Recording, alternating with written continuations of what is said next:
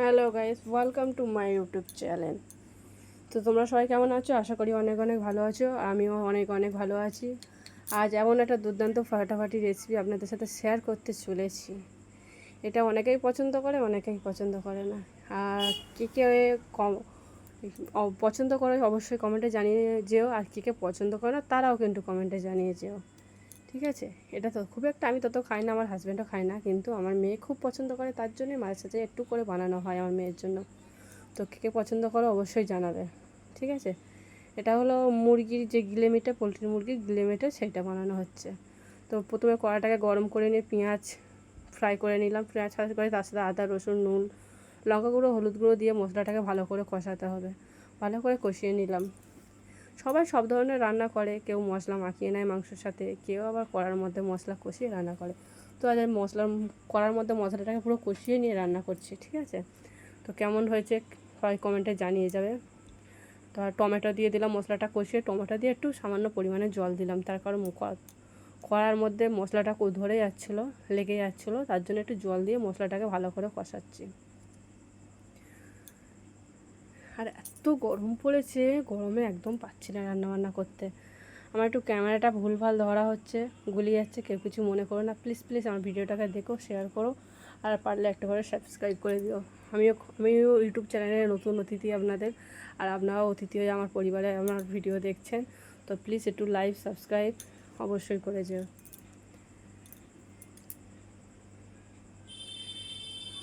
মশলাটাকে কষাচ্ছি, কষিয়ে নিয়ে দেও, গা থেকে হালকা করে তেল ছেড়ে দিচ্ছে। তেলটা ছেড়ে দিলেই মশলাটা ভালো করে কষিয়ে নিয়েই দিয়ে দেবো চিকেনটা। চিকেনের ওই গিলেমেটা, চিকেন না, এটা চিকেনের যেটা গিলেমেটা, মুরগির যেটা গিলেমেটা বলে সেইটা। অনেকেই তো পছন্দ করে না, অনেকেই খুব খুব পছন্দ করে। যেমন আমার মেয়ে এত পরিমাণে পছন্দ করে, ও মাংসর কি বলবো, এমনি এমনি হাড্ডি বলো, যেগুলো ছিবড়ে সলিড পিস ওসবও খাই না। ওর এইসব হলে খুব পছন্দ, এইগুলো হলে ও একটু পেট ভর্তি করে ভালো করে ভাত খায়। তাই আমার মেয়ের পছন্দের রেসিপিটা তোমাদের সাথে একটু শেয়ার করলাম, জানিয়ে যাও প্লিজ কেমন হয়েছে। গিলোমিটার দেওয়ার পরে ভালো করে কষাতে হবে। এত পরিমাণে গরম পড়েছে বন্ধুরা, কি বলবো। আর কে কোথা থেকে আমার ভিডিওটা দেখছো একটু প্লিজ জানিয়ে যাও, আমিও জানবো যে এত দূর থেকে আমার ভিডিওটা কেউ দেখছে। কে কোন জায়গা থেকে দেখছো প্লিজ একটু কমেন্টে বলে যাও, কে কোন জায়গা থেকে ভিডিওটা দেখছো।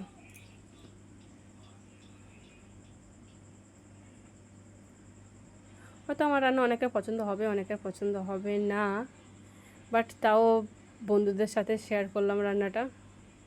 প্লিজ প্লিজ জানিয়ে যাও কেমন হয়।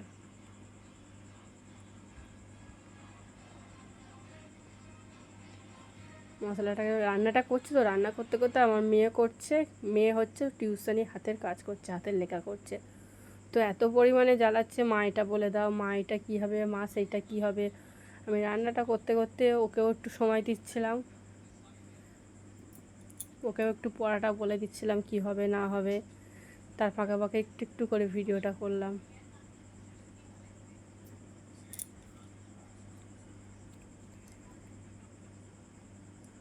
এত পরিমাণে গরম পড়েছে, অসহ্য বোধ হচ্ছে একদম।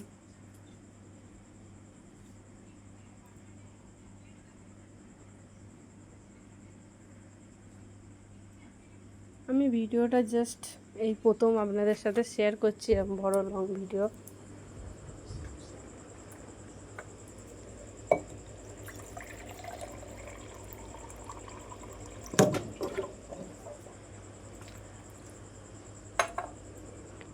চিকেনটাতে কী বলবো, এত জল বার হয়েছিল কেন জানি না, প্রচুর পরিমাণে জল বার হচ্ছিলো।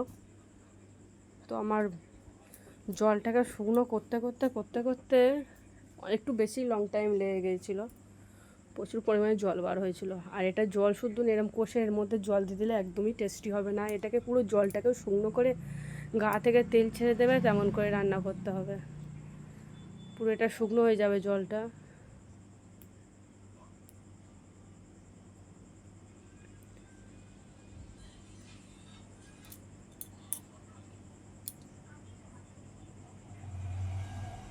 এর মধ্যে আমি বেশি কিছু মশলা ইউজ করিনি, যেমন অনেকে ধনে গুঁড়ো জিরে গুঁড়ো দেয়, আমি বেশি কিছু ইউজ করলাম না, জাস্ট পেঁয়াজ আদা রসুন লঙ্কা হলুদ নুন, ব্যাস।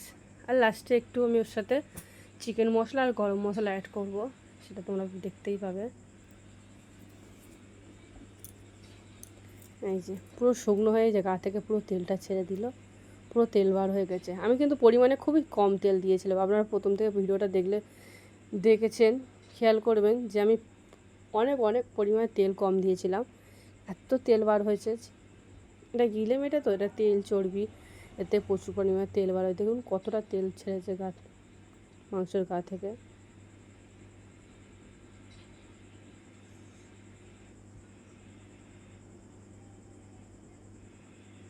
আমার ক্যামেরাটা ধরা একটু গন্ডগোল হয়ে গেছে।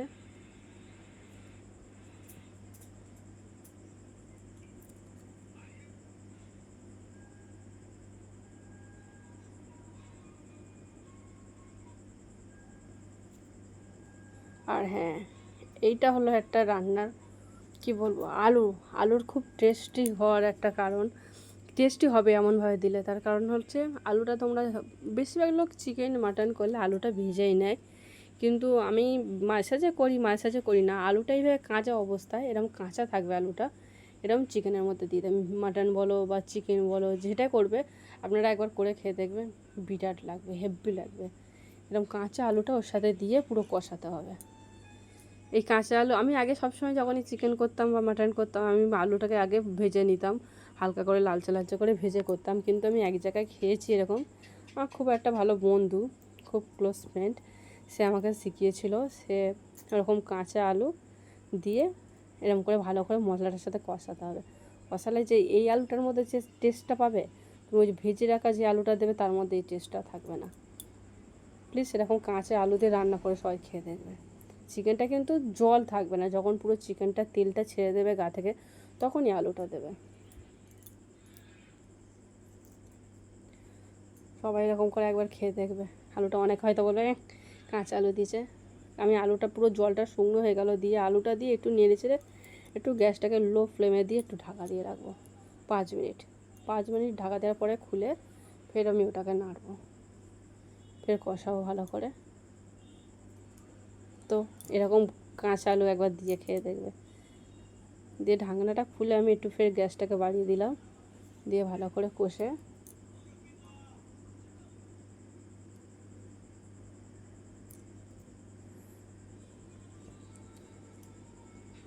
ভালো করে কষে নিলাম।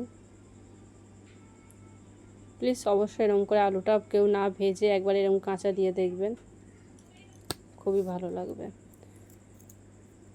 একটু দিলাম চিকেন মশলা, চিকেন মশলা দিয়ে ওটাকে আর একটু কষাবো।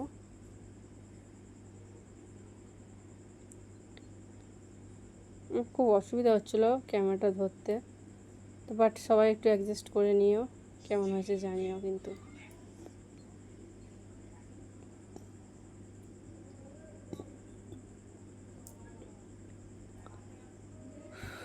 খুব গরম হচ্ছে।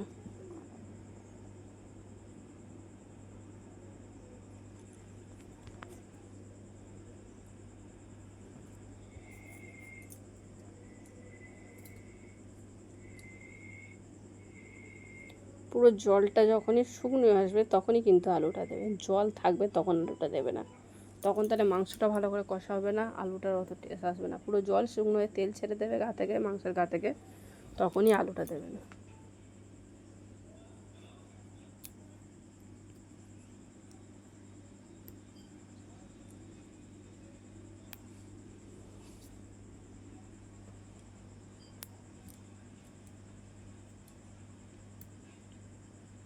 ব্যাস। আর এই যে বাটিতে সাইড করে দিচ্ছি কেন বলো তো বন্ধুরা, কে কে এমন করে খাও বলবে কষা। এটা কিন্তু আমি খাবো না, আমার মেয়ের জন্য, কিন্তু আমারও খুবই ভালো লাগে এরকম করে কষা খেতে। আমার মেয়ে বই পড়তে পড়তে বলছে কি মা একটু কষা তুলবে, আমি বললাম অবশ্যই আমার মেয়ে, কারণ ওর বলুক আর না বলুক ওর জন্য আমি তুলি, তার কারণ ও ওটা খেতে খুবই ভালোবাসে।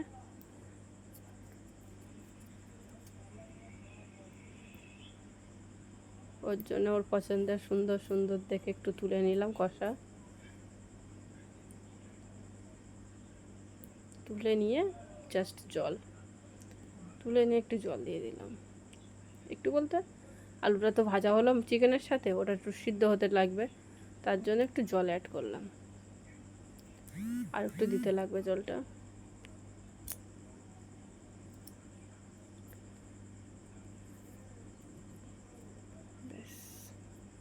জল অ্যাড করে নিলাম, নিয়ে ওটাকে 5 মিনিটের জন্য ঢাকা দিয়ে দিলাম। জাস্ট ঢাকা দিয়ে 5 মিনিটের জন্য ছেড়ে দিলাম। ওনাকে ওনার মতো ফুটতে দাও। আর আমি আস্তে আস্তে গুটি গুটি করে চিকেন কষার প্লেটটা তুলে নিয়ে মেয়ের দিকে গেলাম। আর মেয়ে যে হাতের কাজ করছে টিউশনির, ও তো দেখে খুব খুশি, ছুটে খাতা পেনটা সাইড করে দিল, দিয়ে হাত ধুতে গেল। হাত ধুয়েছে, একদম মজা করে খাবে ও।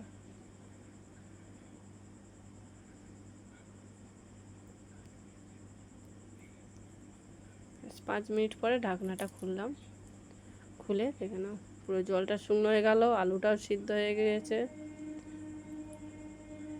খুব সুন্দর একটা লোভনীয় খাবার, অনেকেই পছন্দ করে, বড়দের থেকে বেশি এটা বাচ্চারা পছন্দ করে।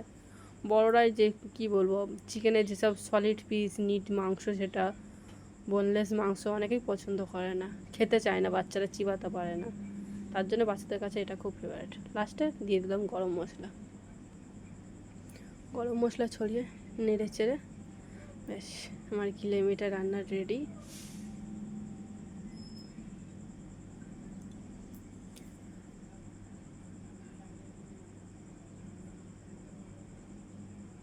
একদম রেডি।